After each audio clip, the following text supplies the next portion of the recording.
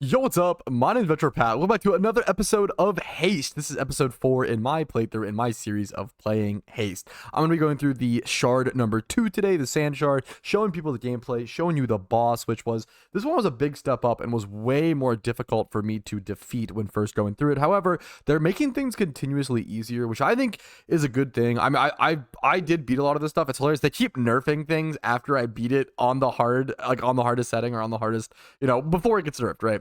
But I totally agree. Haste has been really hard really early. There's like 9 or 10 shards in total, and I was replaying shard 2 and 3 for hours before being able to beat them. Like, it was really tough. And then after the nerfs and stuff, I think I beat shard 4. Am I on shard 4 or on shard 5? I don't know. I think I beat shard 4. I think I'm on shard 5, which is crazy. I think I beat shard 4 within like 2 or 3 attempts, which is like 30-40 minutes versus the other ones taking hours and hours and hours, which is crazy. So it's getting a lot easier, which is a good thing. It should be easier early and then harder later. Obviously, that makes a lot of sense. But this is the new patch notes, or like new time recording. Hello everyone, thank you for your patience as we fix the game's bugs and sort of have little patch notes and little tweaks here and there. We made the Weebo make sounds, the little creatures you can find across the hub world. I have actually explored a little bit and found them. Reduce the laser spam that happens after damaging the snake boss. We'll get to the snake boss. I believe that's the shard number 4 boss. I just beat that one. That one was tough. It was a lot of fun though. A lot of fun to beat.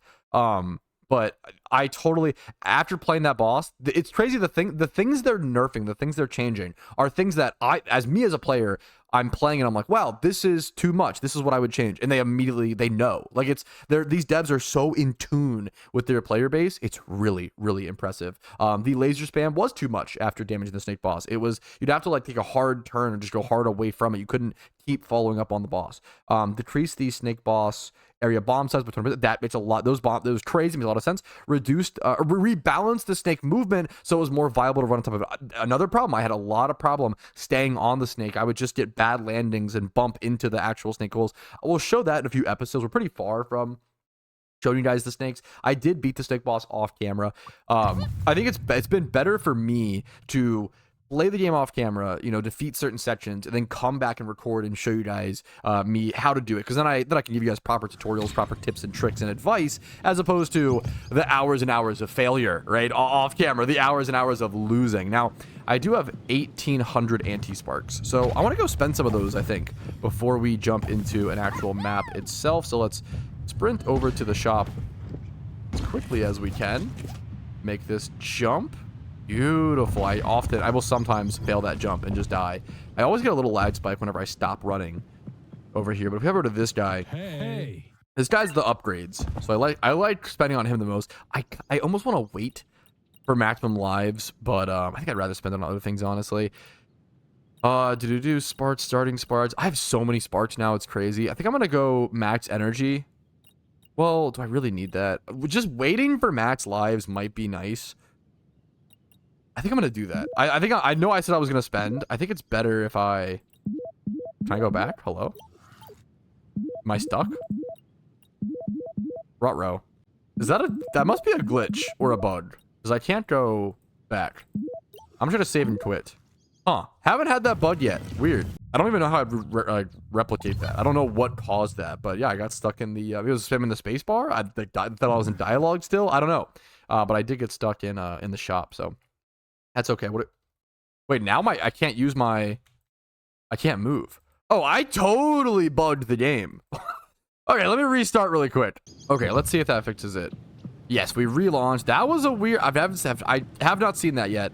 That was a new bug for me. So let's head over to the shard number 2 and jump into a run. This one was tough for me. I think I actually, the boss was really hard. I think this boss is my favorite boss now, but it was really hard for me to beat when I first started playing this shard. And I will show you guys. It's the sandy place. Also, I think every single time I go to a new zone, just learning the ripples of the land is I'm doing terrible landings here. Judging the ripples of the land is I'm trolling. As you can see, I'm doing a terrible job. I'm not getting any perfects. There we go.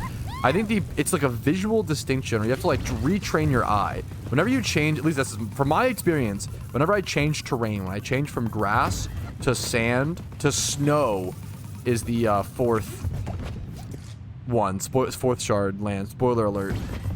It really, in my opinion, you have to like retrain your eye to where to land. Every time I change terrain, I have to retrain my eye and figure out where do I actually land on the slope. You have to visualize and really look at the slopes on the ground in a different way than you did previously. So let's see what our map looks like. I could just go ahead and I'm not going to decide the whole map right now. I feel like it's better to just take it step by step. I have a problem of always wanting to just map all the way to the end and just, so I don't have to, I like the idea of just kind of just not going back to the map every time and just letting the game take me on it. A lot of times I will just go to the end and like just auto select and let the game take me on whatever path it wants me to take. That is honestly so fun. And I feel like it really fits the spirit of Haste. And just going with the vibe. Okay, I took damage. Whoopsie. That's okay, though.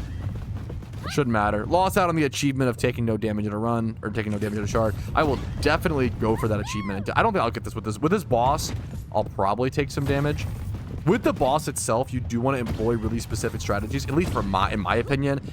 It can be really hard to dodge some of the lasers and some of the damage on the boss. Unless you, like, kind of know what to do. And in my opinion, I think what you do, I'll visually show you once we get there, but hugging the inside, hugging the closed corners really seems to impact the boss's ability to actually hit you.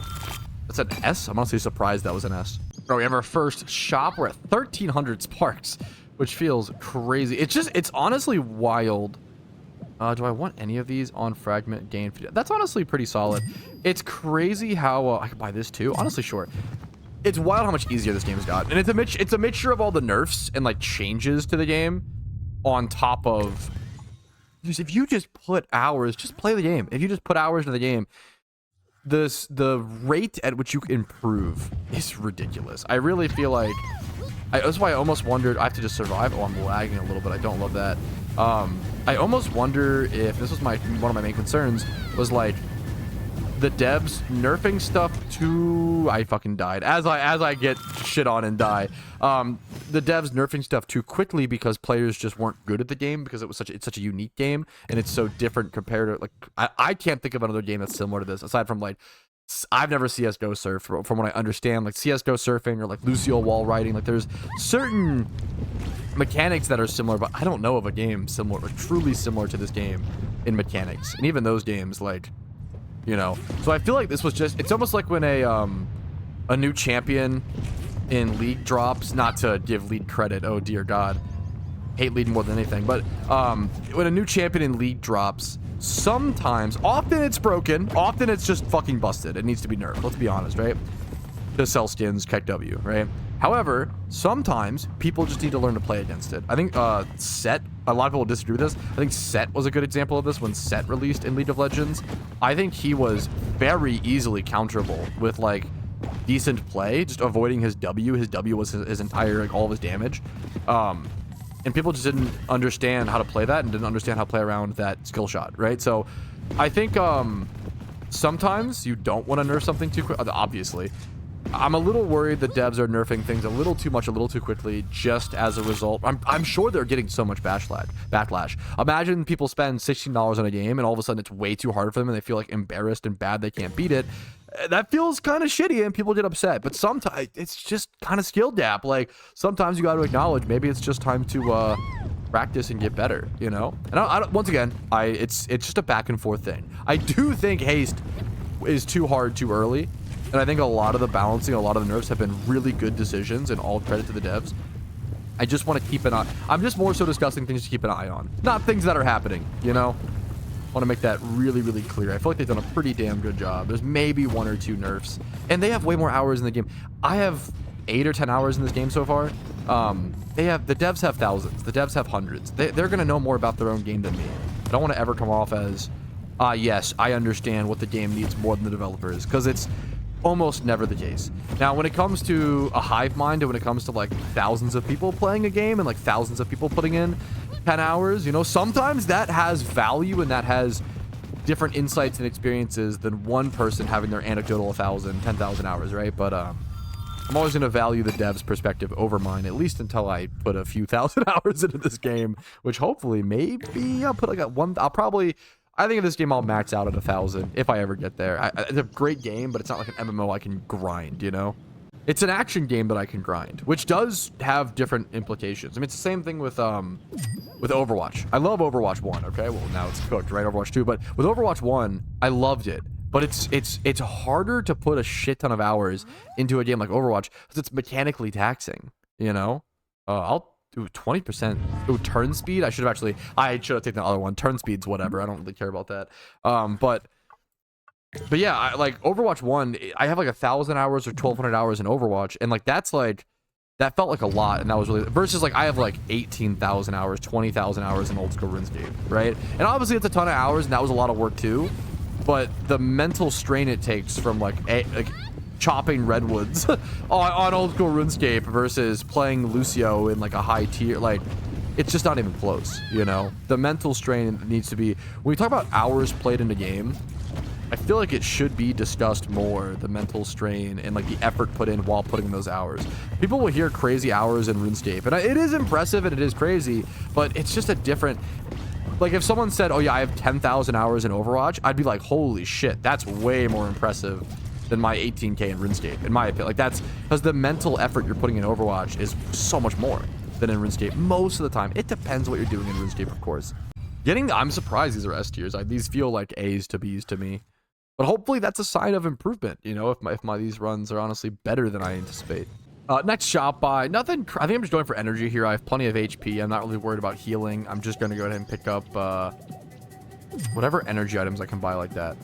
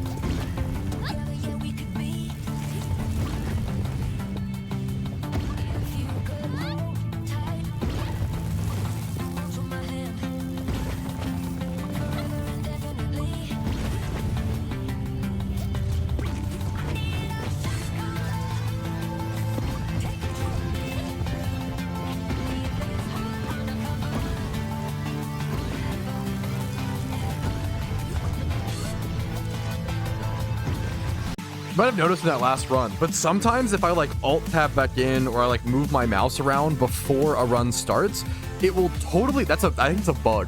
It will totally shift. Like I can still move my character's like vision while the game is loading in, which is, I have to imagine is unintended, because that feels insane that I can like load into a map and I'll be turned in the total opposite direction, and it just totally cucks me sometimes.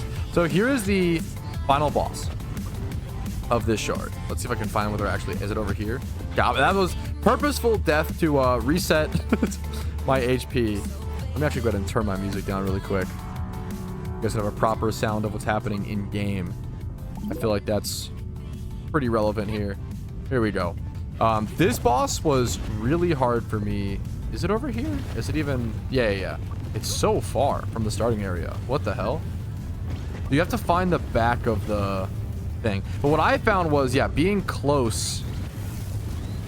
Oh my goodness, I'm trolling. Being close while still dodging the, oh, this boss is so visually gorgeous.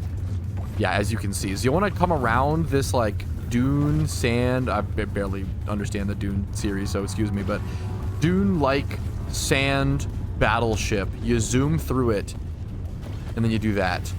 And then you have to fucking zoom through all these lasers. The faster you are, I do think this is one. Look at this. Look how fast you can. I feel like speedrunners could go crazy on this. This was really difficult for me, and oh, okay, I might lose. That would be insane. Is it over here? It's so far. Okay, I might need to lock in a little bit. So excuse the. Oh, what? I don't even know if I've seen. The sand. Okay, let me get closer. Took a fair bit of damage there. Maybe I should have gone for some more HP things. Oh, this is... I might lose. I need to lock in really hard here, boys, if I'm going to beat this. I'm just gonna shut up.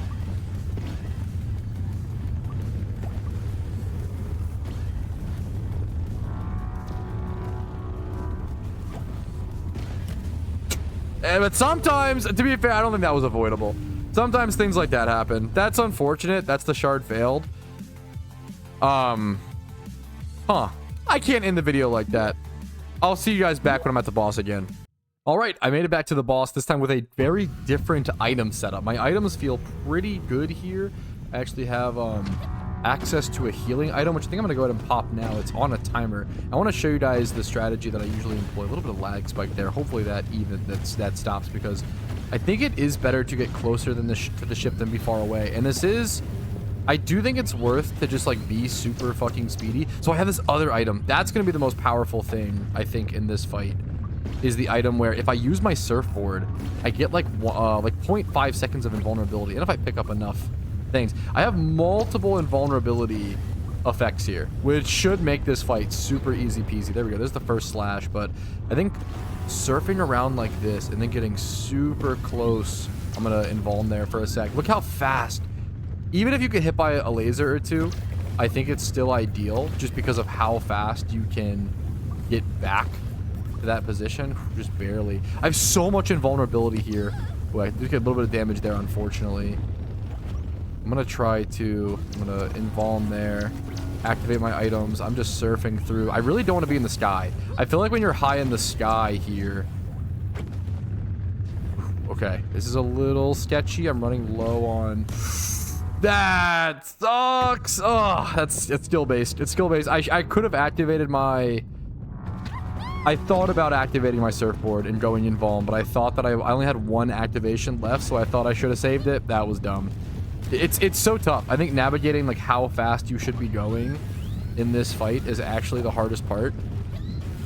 I think you want to go as fast as possible to just navigate back to the rear end of the ship, but then when you're like that... Fuck. Sometimes you just can't dodge it though if you're going fast enough. So that's why having these invulnerability items is so nice. Oh, it's tough. I'm gonna invuln there just in case. You can also dive there better. We're gonna do this. Okay.